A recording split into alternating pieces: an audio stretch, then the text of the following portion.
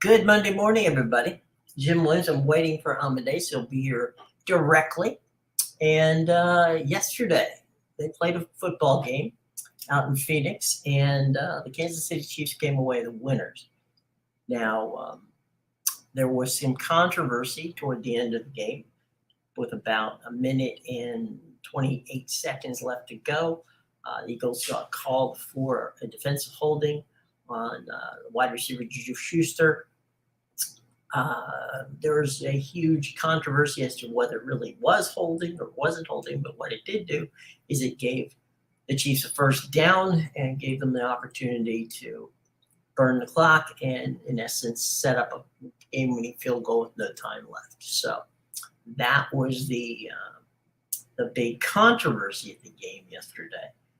Otherwise, it was a very entertaining game, one which you had Kansas City down by 10 points at the half. They rallied to win the game again on a game-winning field goal with basically almost 8 seconds left to go on the clock, giving the Eagles, one prayer, and it didn't work out. But what a day for both quarterbacks, for guys like Jalen Hurts, who set 5 Super Bowl records for quarterback, and he lost. And then Patrick Mahomes, who entered the game with a high ankle sprain, played well, was knocked out during the final parts of the second quarter of the game, and came back after the intermission, after Rihanna's concert, and performed well. As a matter of fact, he was 13 of 14 in leading the Chiefs to a big come-from-behind win. So your thoughts today on Super Bowl Monday are greatly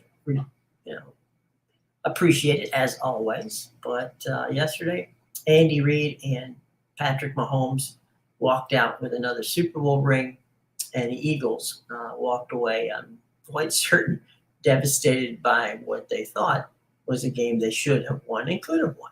But we'll wait a little bit longer to talk to Amedeus about breaking it down. But at the end of the day, probably the two most telling statistics from that game is A, the Eagles not getting a sack at all on Patrick Mahomes, which is amazing. And here's Amedeus. Hold on one second. We'll put him through. Amedeus, good day after Super Bowl morning to you. Yes, good morning. How's it going this morning? It's going great. And it's so good that all of us picked, you, me, and Garrett picked Kansas City to win on Friday before this game. Oh man, what a game. It was it had a little bit of everything in it. Yeah. I was just talking about, we had controversy toward the end that was it a hold, wasn't it a hold? If you look at it in real time, right? The official throws the flag the moment he sees, Juju Schuster being jersey trying to be grabbed. I don't know that he actually got a hold of it. But again, the official has no idea how the play's going to play out. Which the ball, there's no way Juju Schuster catches that pass, which ends up about 10 yards beyond him. But it was a very crucial part of the game. But look at what if you look at what Jalen Hurts and Patrick Mahomes did yesterday, it was just an amazing game by both of them for two different reasons, actually.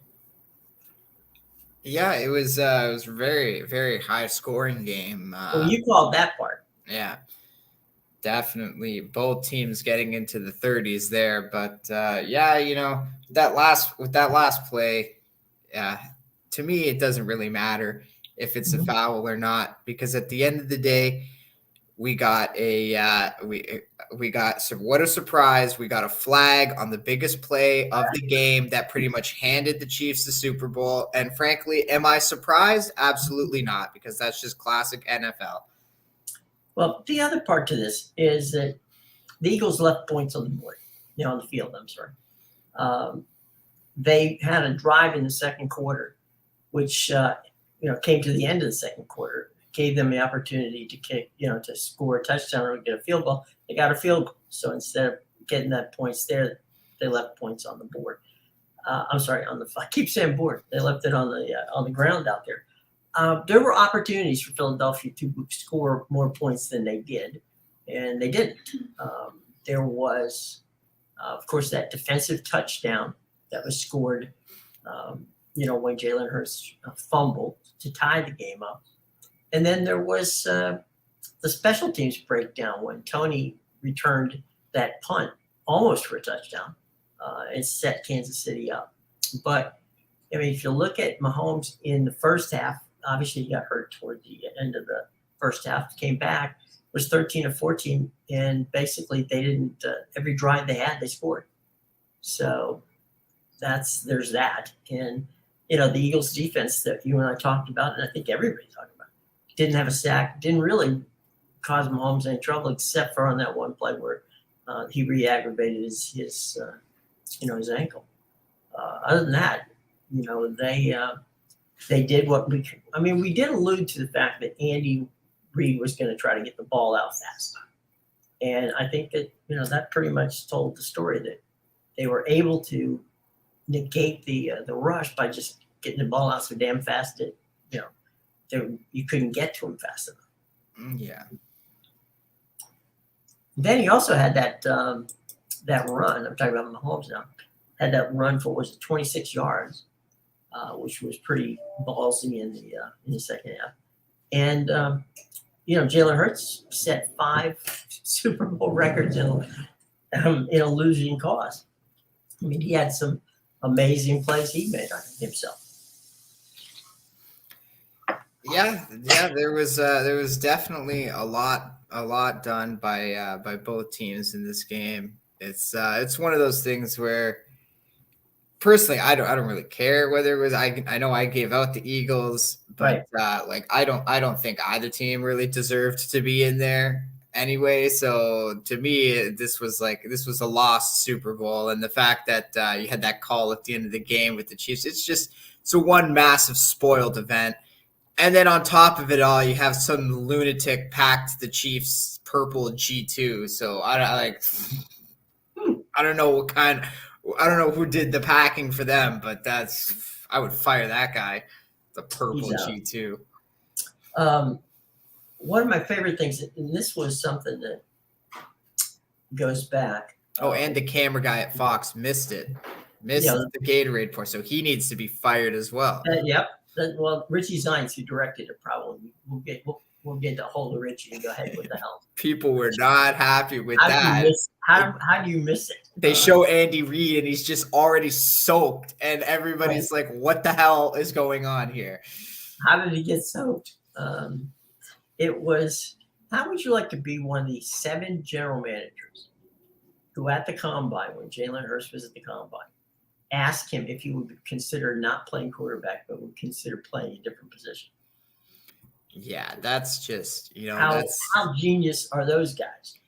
See, that's ridiculous to me because, I get they scout the player a certain way and they think they have skills in other areas, but I feel like that ship has sailed in college. Okay, that's what the college recruits are for. They go out there. Okay, they take you from high school, and maybe you're not as good as a player as you are in high school, that you could be at a different position. So they make that change for you in college. Now, if you're going to ask a guy to come up from college and make the change for the NFL, that's just ridiculous to me, because then you have to throw away every other stat that he did in college. And at that point, you're just drafting him for pure athletic ability, which is fine. But at the same time, what's the point? I think same with Lamar Jackson. What about all those people that wanted him to change his position? So it's just it's dumb. Well, to me, the interesting part, if you've got a guy like Randall Antoinelle, right, who played quarterback in Indiana before he became a player in the NFL, or Hines Ward, right? Both of them were running quarterbacks. Okay, they didn't really throw hardly at all. I can understand how they ended up with wide receivers, because passing wasn't their thing. And you get into the NFL and they don't do a lot of running quarterback, triple option stuff. So I get that, but when you take a team like Hurts did, taking Alabama to a national championship, and they just decide to change quarterbacks in a national championship game. Doesn't mean you didn't get them there. And then he plays well in Oklahoma, almost to the point where for a Heisman Trophy. And what else do you need to see? I mean, the kid can throw the ball. There's no need to size wise. Hell, Drew Brees was supposedly 6'1". There's no way Drew Brees was 6'1". So if you're going to talk about size, tall and being able to get out and throw it, I don't get that either. Because again, these guys were, he's not 6'5", but he's also not, 5'8". So he can play the game. Just stop it. It's bad. It's bad scouting is what it is. And, it is what it is. What are you going to do? I did. There were two things that blew up Twitter yesterday that had zero to do actually with the game. One, Juju Smith-Schuster shows up wearing a skirt type outfit, and everybody went nuts. Now, Juju Schuster also caught 8 passes, which was the total of his last 3 games prior to the Super Bowl, and set up a couple of touchdowns. So I don't really care what he wore. He balled out whenever he got on the field. And the other one was I didn't see what his outfit was. Yeah, I didn't happen to see his outfit showing up to the game. I would pull it up, but I don't want to cause any more grief than we already have. The other one was how fat Rihanna was during her concert. I thought she was pregnant. She is pregnant. That was the first thing that I noticed. I saw her and I was like, second child. She clearly looks pregnant. And she clearly was. But again, the woman's singing. Geez, I mean, come on. It's the first time she's done a live concert in 8 years. I think what it was is nobody knew she was pregnant either. I don't think. Okay. I guess so. Like it was like a big unveiling, or it was unveiling for a lot of people. It was like, oh my God, is Rihanna pregnant? And that's probably why she agreed to do the halftime show. It was a way to get her name back with relevancy, and now everybody's talking about pregnant Rihanna. Well, they better buy pregnant Rihanna's album, because that's where she was. iTunes spent a lot of money to bring Rihanna out of retirement for that. For that. So we'll have to see how that was. But any final thoughts on the game? Anything that takeaways other than it wasn't what you hoped it to be on the actual game? Yeah. It was a great game right until the last play. And like I said, like you can sit here and argue any which way. It was a holding, it wasn't a holding, and it doesn't really matter, because the fact of the matter is there was a controversial flag on the biggest play of the game. Again. And where if you let that go, the Eagles have a chance with the ball. But obviously, if you throw that flag, the game is over. So absolutely, it was tainted by the refs. And I don't even think either team belonged to the Super Bowl. Another story of the refs. But yeah, this one, you might as well have given the Super Bowl to the boys in zebra stripes, because they earned this one top to bottom. There you go. We also saw Manchester United win over the weekend, so Sean must have been happy. He was, I'm sure, there enjoying that victory. We've been talking about this. PSG got beat, and beat bad. Yeah, over the weekend. Yeah, rubbed. I had Monaco in that one. PSG, they didn't start anybody. So Mbappe and Messi were out. Neymar started on the bench. And it was one of those games where you knew they were going to just rest players because of their Champions League match with Bayern this week. Mm-hmm. And they got throttled. They've lost the last 3 straight in Monaco now. And Monaco, I think, has scored 3 goals in all 3 of those. So, PSG struggles with Monaco already. And they threw a weakened lineup out there. It was never going to go well. Now, though, I'm hearing Mbappe and Messi are supposed to be available for this Bayern Munich game, which, 2 weeks ago, they were both supposed to be out. So I don't know what's going on, but I guess we'll just have to wait and Somebody's see. playing gamesmanship there. Yeah. The irony is, of course, Mbappe, Messi, half the PSG team has homes in Monaco because it's a tax-free zone. And so that's where they live when they don't, and when they aren't playing soccer. So it was kind of like a home game for them. They got to sleep in their own bed and watch the game from the sideline. The other half of the players hate it because they have to they got to take I think they got to. Is it Monaco? There was one game I was watching over the weekend where they were talking. It might have been actually Ajaccio, where the team had to take a ferry back to the mainland, or it was Nice. Actually, I think it was. No, Nice. It wasn't. Yeah, it wasn't Monaco. Yeah, no, it was Nice. But yeah, they were saying they have to take a ferry back to the mainland, and they might just have to stay the nights because the game is past a certain time. And I was the time that the ferry left. Yeah, and I was like, oh my god, I didn't even know Nice was off. It was on an island. Coast. Yeah. Yeah. It's kind of like if you've ever been to Seattle, it's like Bainbridge Island is right off of Seattle, and you see all those shots when they show beauty shots of Seattle, of the the ferry going back and forth between the island and the mainland. It's like how Toronto has Center Island up here. Yeah, it's about a 30-minute trip on the ferry going back and forth between Seattle and Bainbridge Island. Yeah. So evidently they couldn't, nobody could pull up a boat and drive them back across the water to Nice. But you'd think you'd have your own private boat at that point. You would think maybe they could have borrowed Tom Brady's. I mean, he wasn't using it, so they could have gone from there.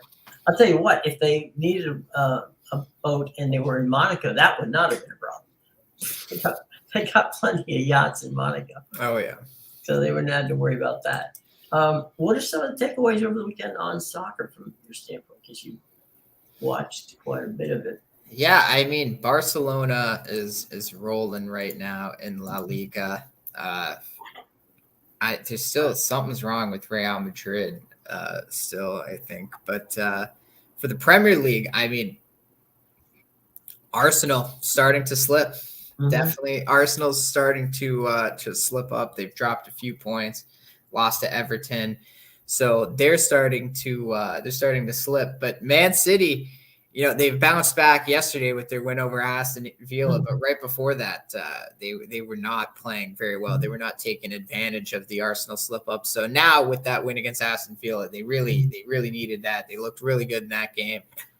So they'll probably use that as momentum going forward. But they play Arsenal this midweek, and they're going to be missing Haaland now. Apparently, right. Haaland got a pretty bad injury in that Aston Villa game. I think is a head-related injury. I'm not 100% sure though. He's got a concussion protocol. Yeah, so there you go. They're not letting him play Arsenal, and I mean now that's going to be a huge match because obviously Arsenal I think still has a game in hand, but it's about a 3-point lead right now, and Man City could really make them sweat and put the pressure on with a win, but now you're missing your best player. And Arsenal, they're not the best form, but they're still good, and they're going to be at home here. So that one I think is going to be an interesting.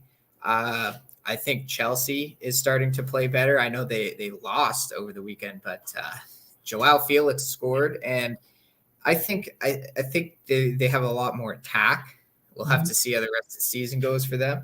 But I think their attack is starting to come around. And, Liverpool's taking the full dive. So joining us from England. Hold on 1 second. There we go. Hey, Sean, where you at? I'm at the Notting Hill Gate tube station right now. So I'll be back in my room in about 15 minutes. So I'll join you. I'll just join you for a couple minutes here, and then I'll jump on when I get back. So where were you? Did you get to see Man U play at Manchester United? Yeah, I went to the Leeds game yesterday. Yeah, I saw the Chelsea West Ham game on Saturday, and then went to see us demolished Leeds yesterday, so that was pretty interesting. Amedeus was just talking about Chelsea. Demolish Leeds. Did you had to wait like 80 minutes for that to happen, Sean?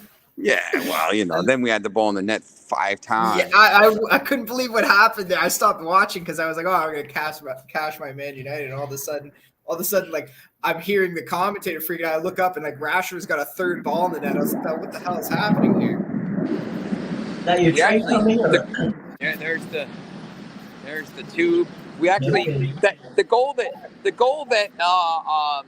Wakehorse scored should have been onside because it was played back by the defender. But I'm on the way tomorrow. I'll be in Barcelona for the Barcelona Manchester United game Thursday. So be interesting.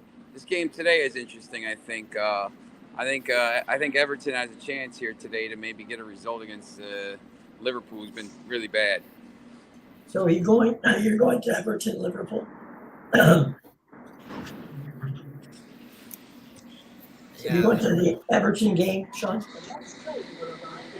I just left seeing your guy Joe Hammond. So met him down at the Victory Circle. Had a little lunch with him. So that was pretty interesting there. Are you going to the Everton game? No, on the weekend I might go Saturday to the Everton and Leeds match because I'll be in Manchester and I might take a little trip over there. But, so you're getting ready to head to Barcelona. Yeah. Yep. Getting ready to.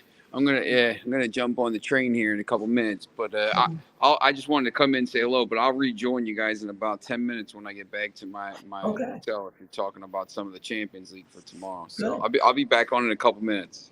Well, we will look forward to it. All right. Okay. Thanks. Our roving reporter from Notting Hill Station, the tube station in Notting Hill. I didn't see Hugh Grant, so it must be early in Notting Hill. Yeah, it looked like England. Yep, it did. It was overcast, and it looked like he was standing in front of a prison. I don't know if it was exactly the most scenic of all, but our intrepid traveling reporter. The nicest buildings in England. What do you mean?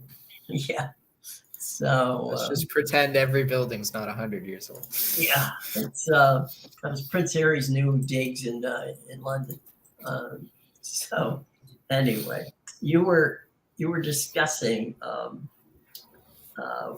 Chelsea. Was it Chelsea you were talking about? Yeah, I was talking about Chelsea and then Liverpool, about how they continue to slip, as you heard. Sean mentioned they haven't been playing well, but they've been slipping. This is not a team that's out of form. This is a team that is in panic mode and has no idea what to do to fix their problems.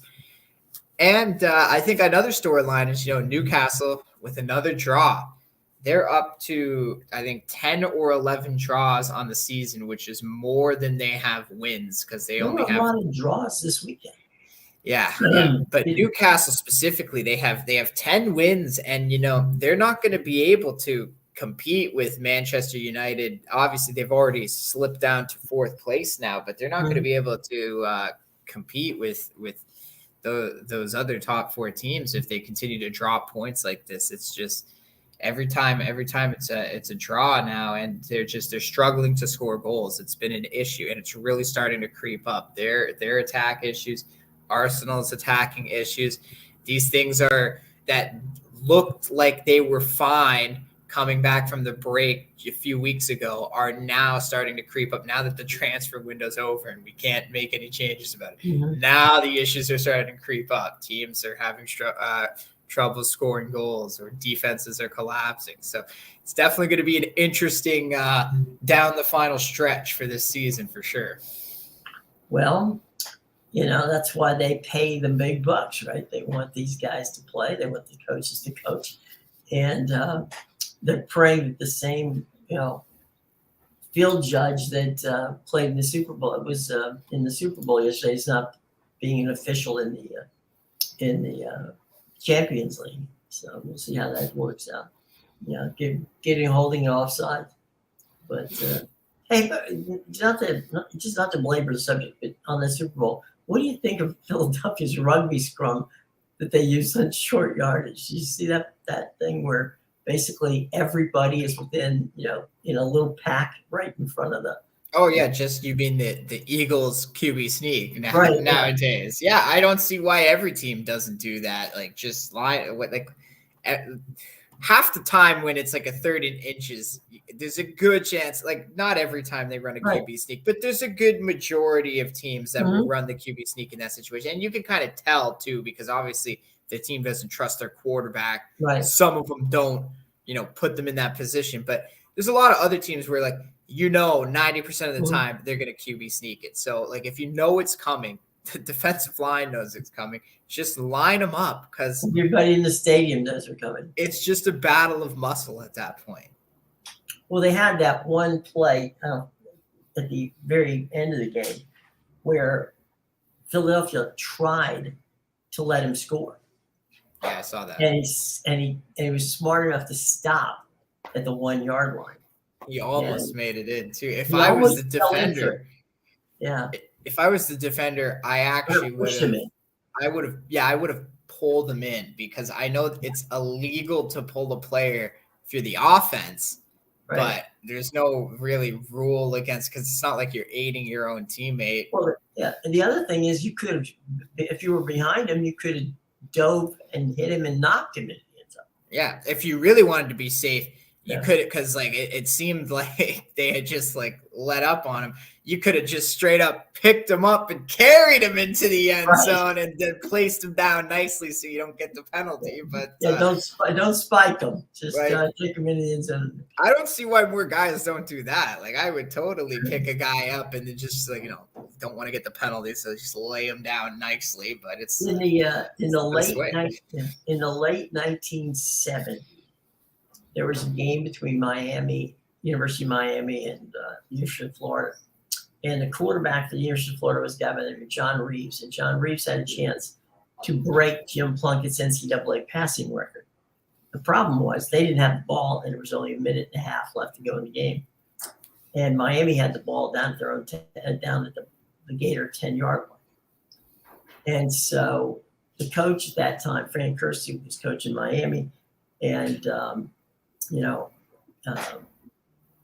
coaching over at Florida was a guy by the name of Charlie Bell. Anyway, Bell decides that the only way we're going to get Reeves this record is if we let them score. And so Miami comes up, that's going to be a running play. The entire Florida defense lays down. I mean, physically lays down. Like they were zombies in a movie. Okay, down they go. The guy doesn't know what to do. He just runs in for the score. They get the ball back. Reeves throws 2 passes, breaks Plunkett's record, and forever that has been known as the Gator flop. Oh my God. Because they literally laid on the ground, let the Hurricanes score, and so you're thinking, okay, yesterday the Eagles flop. But the guy was smart enough to stop. But I agree with you. If you see him going down, the first thing you want to do is grab him and push him into the end zone, because that's a tackle.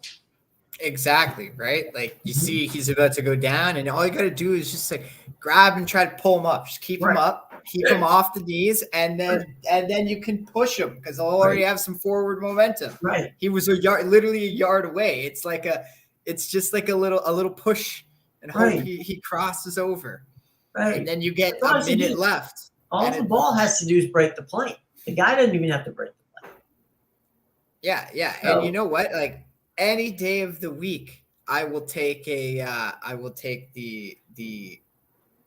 let them score the touchdown and be down by the touchdown with a minute left versus let them score a field goal with 8 seconds left, and then good luck getting up to even field goal range with those 8 seconds when they squib kick it on your ass. Well, they had a minute and 20 when he made that play on the clock. So a minute 20 is enough to get you at the very least into a legitimate chance zone for making a touchdown. Yeah, and you know what? I was so happy because I started the game with a beautiful tails cash. Tails never fails. We talked about that. Right. And then I played this thing. I found it. It was kind of funny to me, so I played it. It was the number on the jersey of the first touchdown score, over or under 11.5. And so I said to myself, I said, well, most guys under 11.5 is wide receiver. So if we're going to assume that they drive down the field and try to take some time off the clock, we could get a running back or a tight end into the end zone with the over, and you were getting like plus 105. So I said, I'll take a shot on this over 11.5. I was freaking out when Kenneth Gainwell got into the end zone, and then they ruled it short. And I said, great. Now I'm going to lose because Jalen Hurts is going to sneak it in. Right. He's number one. And sure enough, what happened? Everybody in the stadium, see what I mean? Is like, I didn't even, they took my touchdown away and I already knew. So, well, QB sneak now from the 6-inch line. Like, honestly. But but then I ended up, I cashed another one at plus 450. Any field goal or extra point to hit the post or crossbar. Doink. And it was a funny one, right? And I was literally, I remember I went to the bathroom and I was like screaming at my girlfriend. I was like, what's going on? The numbers aren't changing on Bet365. It's still 7-7. Tell me if this field goal hits the post. And then she goes, oh my God, it hit the post or hit the crossbar or whatever, right? No, it did. It hit the upright. She was like, you put it in the air and it happened. I was like, damn right, it happened. That's right. Doink! You got your bounce off the upright on that one. It was inside 40 yards. I mean, it wasn't like he was kicking from distance. Yeah. So a although, lot of interesting things. Yeah. Although I did hear a lot about the turf coming up, like, they were taking divots out of the. Yeah, they were taking divots out of it. It's like, whoa, what's going on? Yeah, it's like they were playing the waste management in the dome. It's that Arizona grass. Yeah, just it comes up. Well, that's you're not really supposed to have natural grass in a dome stadium, so I'm not so sure it worked well. But there were divots all over the place, and then there were guys slipping on the painted portions of the field. Where they leave it to the Cardinals to have a dome stadium and a natural field. Like, they have that. They would manage. Oakland, not Oakland. I shouldn't say Oakland because that's not who they are anymore. Vegas has it, but Vegas keeps it outside and it actually slides it. So the turf is natural turf. It's kept outside, and then on the day of the game they slide it in. So it's kept hermetically sealed until game time. I actually saw a headline this morning that said, because I subscribe to a lot of local Cardinals news and stuff. So all the headline was, Bidwell needs to focus more on getting to Super Bowls instead of hosting them. Oink. Yeah. Because this is like his second in the last 5 years. Yeah. Well, until before Los Angeles and Vegas got their stadiums, if you wanted to go west, the only place to have a game was, that had a legit stadium was Glendale. Yeah, I remember there was like a time period where it was all just like, it was like Arizona, Tampa, Minnesota, Arizona, Tampa, Minnesota. It was like, and then Indy would get thrown in there every now and then. It was like a repeat. Anybody who built a new stadium ended up with a Super Bowl. Well, now you got the $1 billion complex over now. Like, got to use that for a Super Bowl, right? No, it's a beautiful complex, but the Meadowlands, like, please, when somebody's Super Bowl in Minneapolis, it's inside, but you have to get there, so that's cold. But now you're gonna snow on the ground on my way to the stadium. Well, next year's the final one in the West for a little while because they're going back out. They're going to Vegas for this one, going out for Super Bowl 58. Then they'll come back east again and play. But Miami, Tampa. Miami's held. Let me try to speak English again. Miami's held the most Super Bowl, and then after that's Los Angeles, New Orleans, Tampa, and now Arizona is probably in that mix as well. Arizona's coming up the wings. And you got to think, who would have thought 10 years ago that Vegas would have held the Super Bowl. Yeah, I mean, who would have thought Vegas would have had a team, right? Right. And we're saying that now too, and then watch, like 5 years from now, they'll have a baseball team. Right. And the funny thing, yesterday, one of the big storylines, which shouldn't have been a big storyline, but it was, and was that in the parking lot of the stadium is a BetMGM, BetMGM booking shop. So you can bet literally on your way into the stadium. We're talking from the front door of the BetMGM to the first gate, couldn't have been 100 yards. Wow. So that's pretty close. I mean, that's giving you, it's not as close as going into the building as you can in Washington, D.C., but it's pretty darn close. And, they had the guy from MGM there talking, and he said, look, we have a lot of people who are casual bettors, a lot of people who are first-time users. And here they are on Super Bowl Sunday coming in. I didn't hear anything about Mattress Mac. I don't think he put down any money. He lost on the Cowboys, and that was it. He said, "That's it. I'll just calm down, and we'll get ready to place my MLB future for the year, I guess." Right. The line moved from 1.5 to 2.5 within about 8 hours before kickoff. So for the Eagles, it went up. Well, went up to 2.5. Yeah, I saw. I got it at I think -1 in the morning, and then I remember it was like 1.5 shortly after. I didn't know. I didn't follow it though, so I wasn't aware. It kept going up, but I could believe it. They were even winning by 10 at halftime. So it's one of those games where I agree. They had chances. They could have kept their lead. They could have done more in the second half. But at the same time, the way it ended was just a whole nother side. Like, what a surprise! There was a flag on that most important play. Is all I'm saying, right? Like, There was no flags for that whole drive, and then on that one specific play, we get one. So all I'm saying, Philly had 6 penalties in the game. Kansas City had 3. Yeah. But so make what you want of that last play. I think it ruined the game. But at the same time, it's one of those games where either team really could have won it. It was one of those where the team with the ball last was probably going to be the winning team. It was shocking. The Eagles got out to their lead at all. And, at halftime, they were like, the Chiefs were like plus 265 on the money line. And I was even saying, I was like, it's only like 10 points. That's really not a lot. I get the Eagles eat a lot of clock, but obviously we saw how that worked out for them. Yeah, being ahead doesn't necessarily mean you're going to win. Yeah, because the Chiefs come out, score a touchdown, and then you take 10 minutes off the clock and score a field goal. You didn't really do much to help the cause. No, and the other part is that the Chiefs come out and they score every time they have the ball. So that was the other thing, and that's against the best, the quote unquote best defense in football.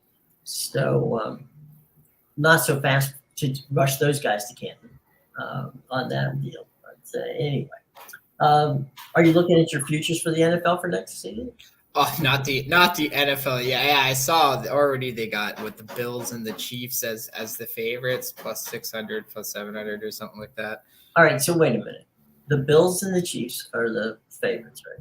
That's what I saw anyway. The only Kansas City has 4 unrestricted free agents, and that's it.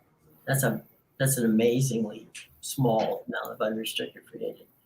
But so basically, Cincinnati gets disrespected yet again in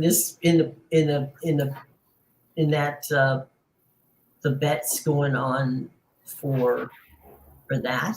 It's just makes no sense to me. How? I mean, to make it to the title game 2 years in a row and they don't get it. They don't get it. It's Buffalo who gets it. I know. It's weird because if you look, you have like 2 AFC teams ahead of the Bengals, and I know the Bills every year. The Bills are becoming like the Cowboys of the AFC. Mhm. Every year it's the same story. Josh Allen and the boys. It's their year. Josh Allen and the boys. This is their year. They start off the season 7-0. Everything's going great. And then we hit a snag. And then Josh can't get that crying look off his face for the rest of the season. It's like every time they show him on the sideline, he's wondering, why are we down, instead of just going out there and doing something about it. Right. So I don't know about this Buffalo team. I really don't. I just don't see how you take a team that's made it to the finals 2 years in a row and disrespect them by not putting them in the mix. And see, that's the thing with the Bengals is like, say what you want about how great the Bills are and Josh Allen is, but like the Bengals, Joe Burrow has experience. He won a national championship at LSU. What did Josh Allen ever do at Wyoming? The only reason anybody knows who he is because John Elway decided to take interest in him one day at the combine or whatever. Right. I don't know. I got it's got me. The other weird thing is that they were talking yesterday about Eric Bieniemy maybe not returning to the Chiefs, but going to Tampa Bay as the offensive coordinator. And I'm like, what?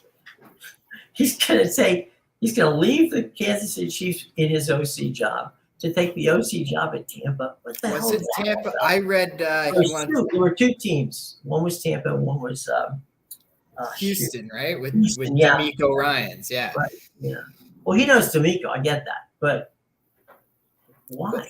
Well, I even read something that the Cardinals wanted him as the head coach, and that's why they were waiting, because they wanted the Super Bowl to be over so they could interview him. But I think they're also interviewing the offensive coordinator for the Eagles as well. So at this point, they're taking the two teams that got to the finals and saying, let's just throw whoever at the wall and see what'll stick with us. But I read over the weekend that Cliff Kingsbury, right? That I saw too. Was going to Texas as the OC. Wait, I thought he was in Thailand. The Texas Longhorns? No. The Texans. The Houston. The Texas Houston. Yeah, I saw that too. I think it was yesterday morning. I got a notification and I said the exact same thing as you. It was like Cliff Kingsbury in Houston this morning or last night interviewing for OC. And I was like, weren't you in Thailand? And why didn't you stay there? Nobody wants you back here. And why didn't you bring Kyler Murray with you? What the hell? Right. All right. Take the problem with you if you're going to leave. Well, he was asked to interview. They couldn't have done it via Skype. I mean, what the hell? I'm more shocked. I'm not shocked at the fact that he came back for the interview. I'm more shocked that anybody wanted to interview. They asked him for it. Yeah, exactly. Yeah. And then, of course, after the Chiefs win the Super Bowl, what does Andy Reid say? No, I'm not going to retire. So what? If you had lost, you were going to retire? Like, it's all. Look, Andy. I don't know that Andy's ever going to retire. I mean, they're going to have to. First of all, the jaws of life and pull him off the field. Why would you retire? You're the next Bill Belichick right now. And as far as I'm concerned, if I'm Andy Reid, when Patrick Mahomes retires, I'll retire, because then I'm going to have to do it all over again, right? But it's like I have the next dynasty right now, and I've been building this for years, going back to the Alex Smith days. So, it's about time I cash in, win my 7 Super Bowls, and then I'll retire when Mahomes retires, right? Like when we have to start from scratch again, then, okay, I'm out. I'm too old for this. The other thing is if nothing, Andy Reid has been a winner in Philadelphia. He's been a winner in Kansas City. He's only had a couple of losing seasons in his entire career. If you go to Pro Football Reference and go to the Philadelphia Eagles page, Andy Reid comes up as the most winningest coach in history. Right. And you do the same in Kansas City. You beat Hank Stram. So,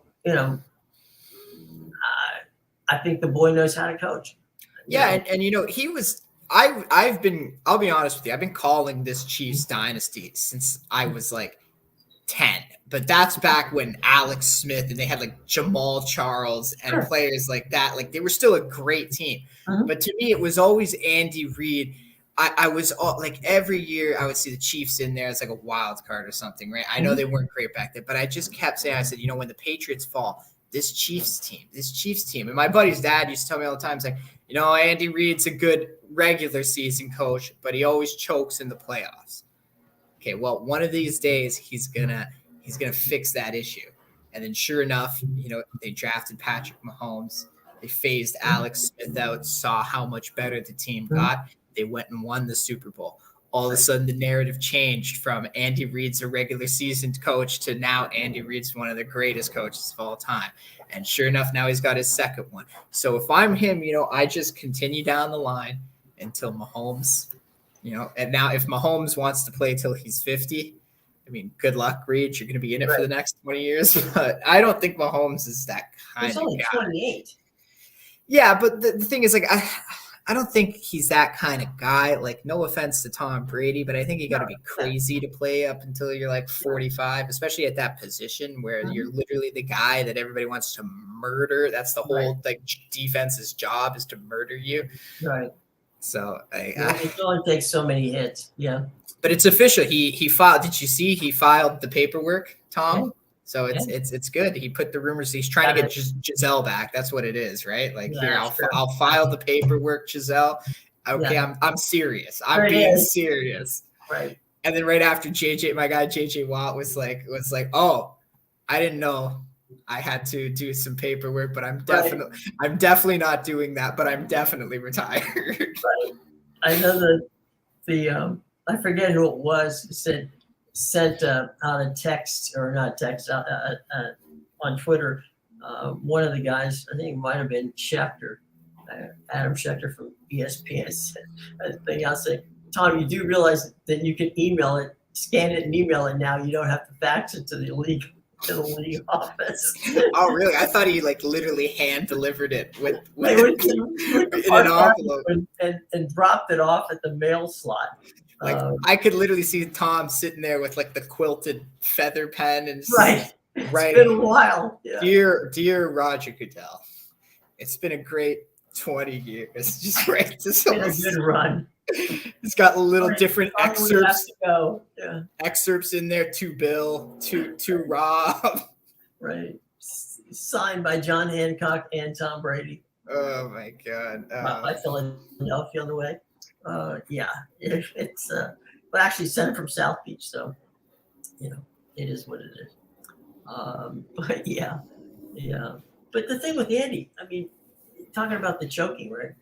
He had two quarterbacks who were outstanding athletes, but were incredible head cases. And Donovan McNabb, who, when they did get to the Super Bowl, was so psyched for the Super Bowl, he spent the first half of the Super Bowl throwing up. So, then he had Michael Vick. Again, talent, no question about it. But, not exactly, the kind of guy who's going to be, you can't give him the ball and say, Michael, carry us home. It's not going to work. And it didn't work with Donovan McNabb. So, it does work with Alex Smith. It did work with Patrick Mahomes. So it depends on who you've got as the quarterback. No coach, coaches set up game plans, got that. But calling him a choke artist is someone who clearly doesn't know the game. You cannot get to that position without. You're not going to tell me that Marv Levy was a choke artist for getting the Buffalo Bills to the Super Bowl 4 years in a row. He didn't win. Wasn't his fault. Players play the game, coaches coach the game.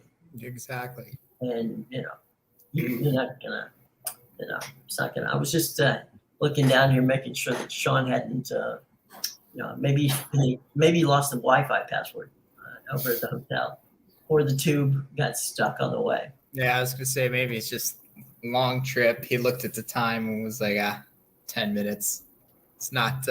We don't know we don't know where he's staying. So from leaving from Notting Hill, where's he going? I don't know where he's going. So we have no idea if it's a 5-minute ride, a 10-minute ride, or we'll see him sometime from Barcelona tomorrow. But it's kind of like playing Where's Waldo. We should have put a GPS on him, but we could follow him around. from that standpoint. But any over-unders on whether or not there'll be another balloon shot down today? Oh, just take the over. It's like one a day now. Isn't that what it is? It's like Yeah, one a day. I was hoping that they didn't take down the the blimp outside the stadium in Arizona yesterday. No, not the Goodyear blimp. Oh, Come on, that's as American as apple pie. You don't want to knock that down. oh, the humanity. Yeah. Oh, it's we haven't seen our boys, in the comments today. It's been fans those guys. Yeah. So It's not. I don't know. Not a manic Monday for them. Everybody's got the Super Bowl hangover. Yeah. Like there's Bill. Oh, there you go. Jim, do you think they shot Mahomes' ankle? I think they probably did, Bill. I mean, I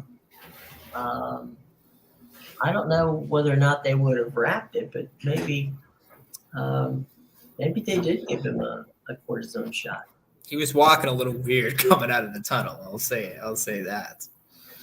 Like it wasn't like limping, but it wasn't like a normal walk. You know what I mean? Yeah, Bill. You know that stuff that they spray on guys when they in baseball when they foul a ball off their foot. They do that in soccer. They come out They like do a it guy too. did the shit, and the guy comes out with the spray, and I'm like, "What are you spraying steroids on?" He's freezing it. Is what he's doing. Okay, I was like, "Is that some kind of like steroid spray that's supposed to like?" It freezes it.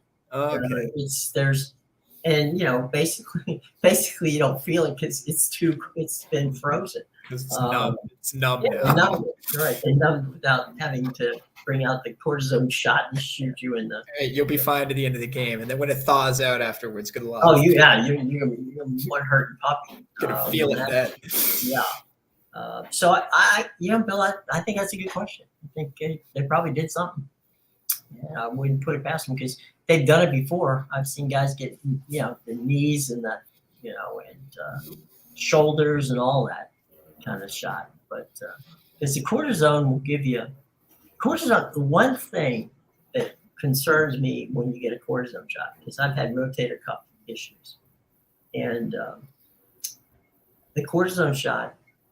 The problem is that it will take care of the pain, 100% take care of it. But it also masks anything you do. So if you are tearing yourself, then you're not gonna feel it, and you may end up worse. Yeah, for getting it. But still tearing through it. Oh yeah, you're ripping stuff all the time, but you're not feeling it. And so could they have done that for Mahomes? Yeah. It's either they froze it or, I mean, he clearly ran for 26 yards after it was in the second half. So he hobbled, but he hobbled 26 yards. That's pretty good. Fast enough that he got through it. But yeah, that was he's probably got his foot in a boot this morning. I was gonna say like he could be in crutches or something Yeah. afterwards easily. Yeah, last night after they felt no pain till they got home to the hotel. So I wouldn't be surprised if I saw him in a boot somewhere, on the trail back to Kansas City. Well, now he's got a whole off season to get ready. Yeah. I mean, well, that's the theory of the case on why we would allow somebody to shoot you like that during the games. Like, okay, after this half, we're off for the year. So X amount of months to heal. Yeah. Hey, you know what I didn't see? No, I should have. Who won the waste management yesterday? You know what? I don't think I can Google it. I watched it up until the last few minutes, and then I flipped over to something pre-game-ish. It was Scotty. Oh, okay. Scotty Scheffler. How about that? And we had a Canadian guy in second. Well, the Canadian guy's was in second for most of the week. Yeah, Nick Taylor, 2 strokes behind. Yeah. Look at that. He beat Rahm by 3. And then look at that. Scheffler had like a 5-stroke lead over Rahm in third. Just absolutely was him and Taylor were just completely away from the field. I mean, yeah, they ran away. Yeah, even Rahm, like he was the only one at -14. Justin Thomas only one at -13. Justin Day at -12, and then everybody else 11 and 10. But yeah, there was some separation in that one. Well, they put some scores up there. Yeah, Justin Thomas, Nick Taylor, and Scotty Scheffler all shot a 6 under on the final round yesterday. Whoa. Yeah, and just to imagine if Scheffler had a bad day, we could have been looking at a different winner there. Whoa, man! All 3 6 under.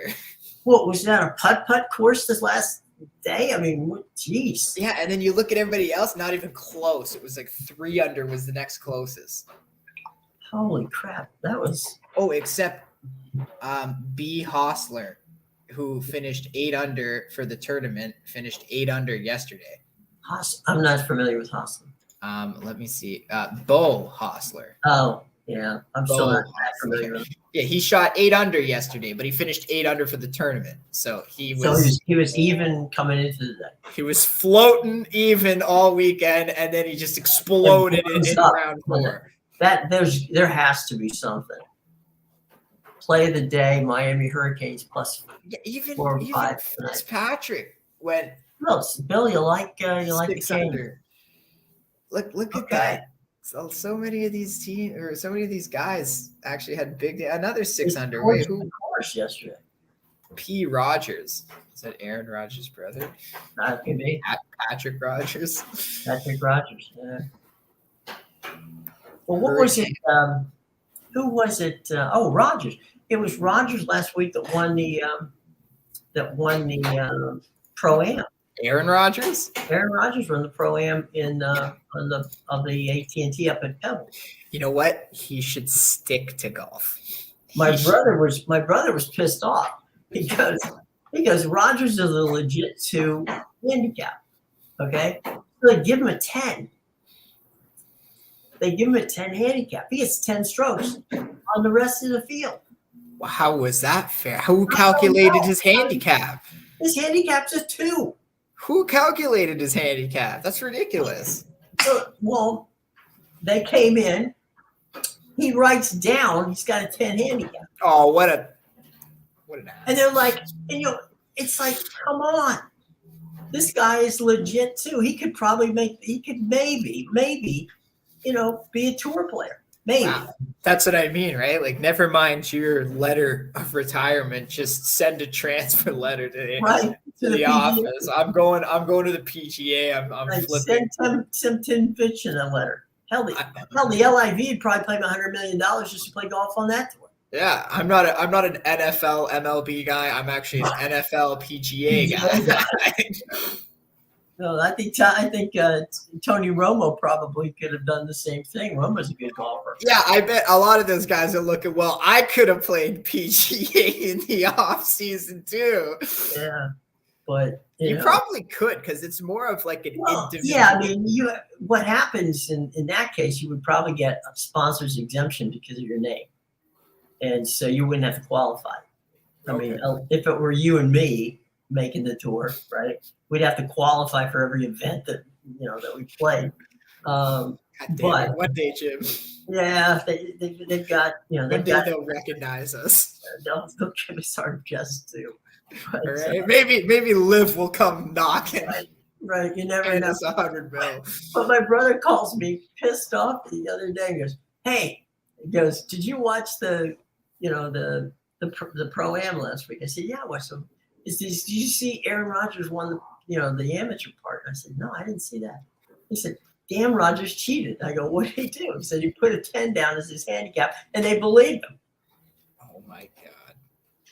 Because he played in the, you can be invited to play in any Open, so except for the U.S. Open where you have to qualify, or PGA where you have to qualify. And so he was invited to Europe to play in the British Open, and he was a 2 handicap because he had to be under 5 to get in. So he was a legit 2, writes down a 10, and they believe him.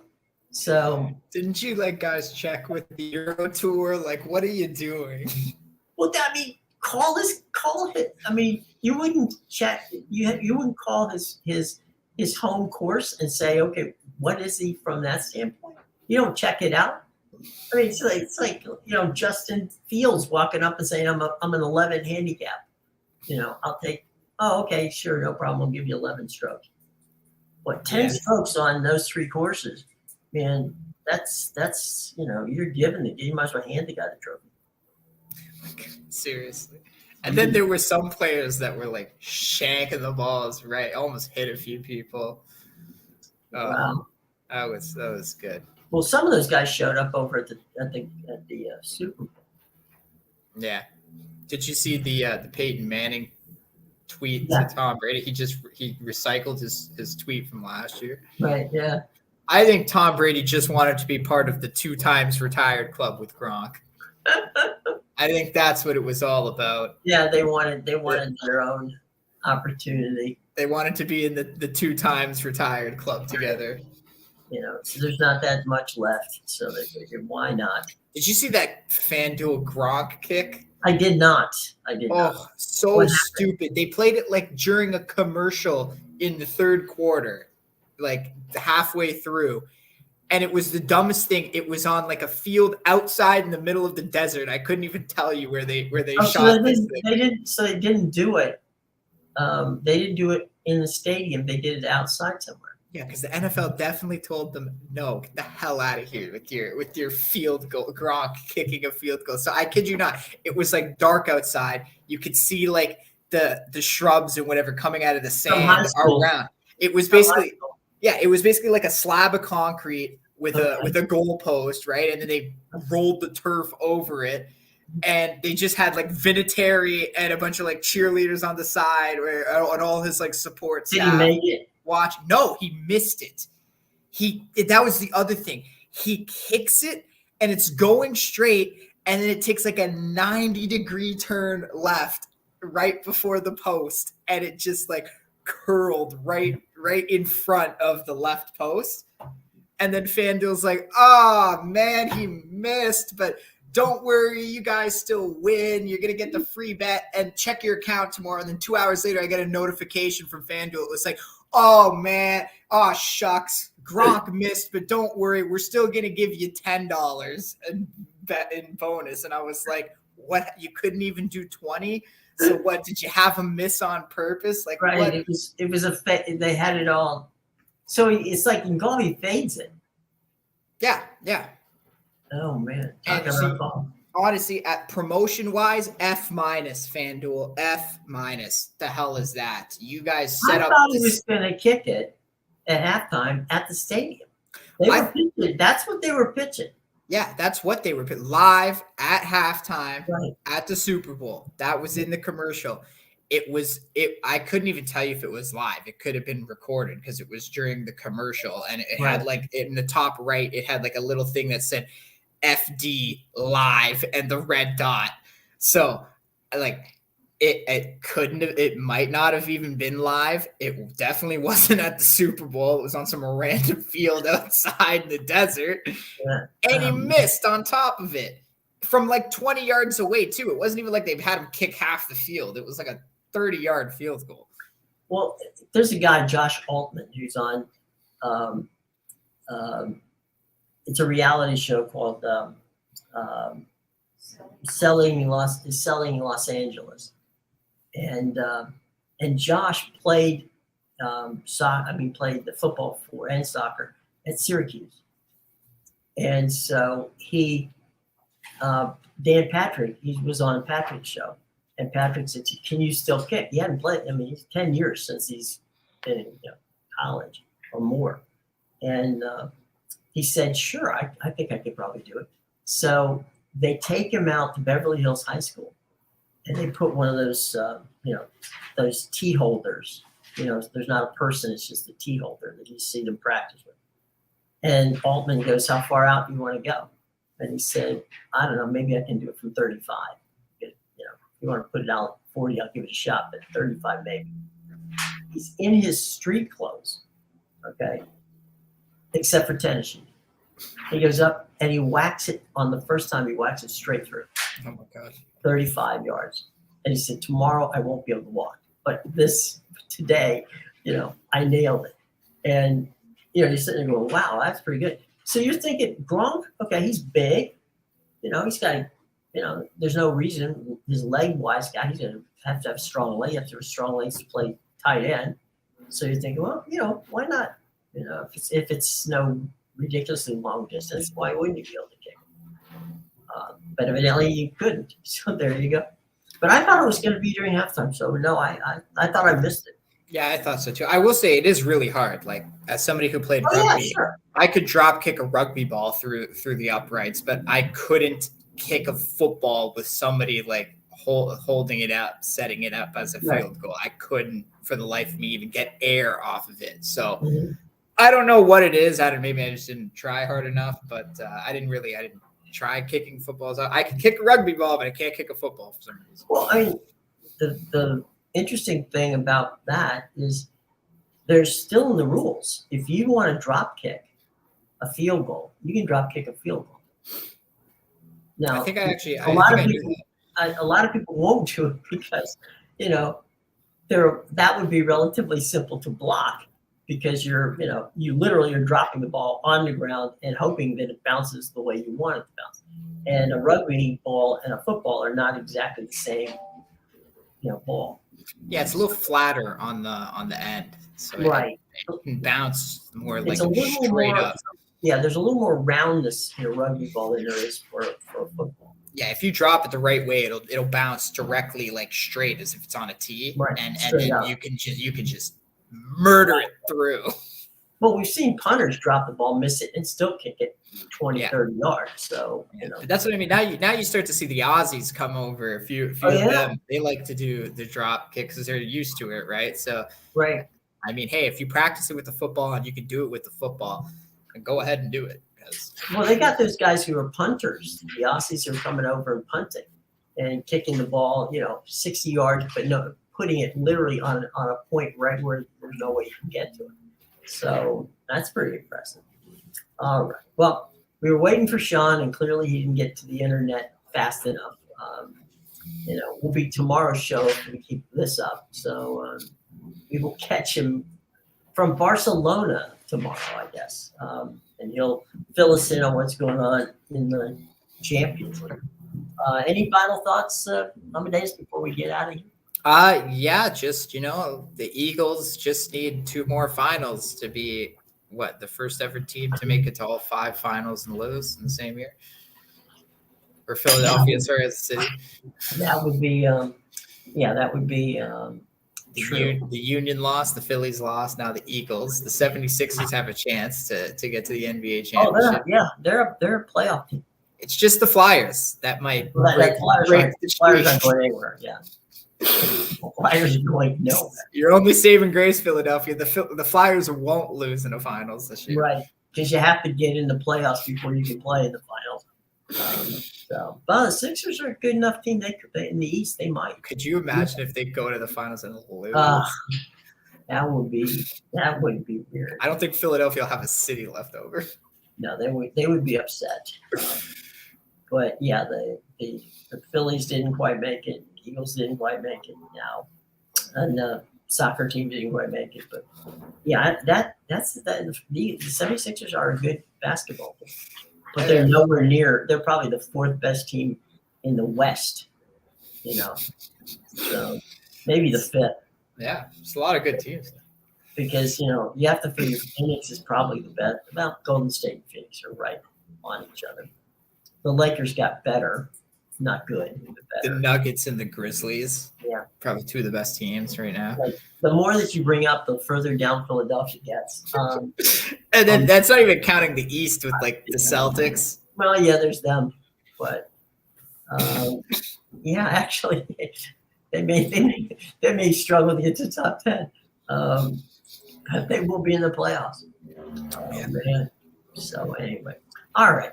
So now, to those of you in Philadelphia, we send our condolences. To those of you in Kansas City, we send you congratulations, and hope everybody had a good day. It's a slow Monday, which way it always is, pretty much. But Tuesday, we'll be back tomorrow at 9 a.m. ready to rock and roll again. So for Amedeus, I'm Jim. Have a nice day, gang. And, we hope that one way or another you had a good day yesterday.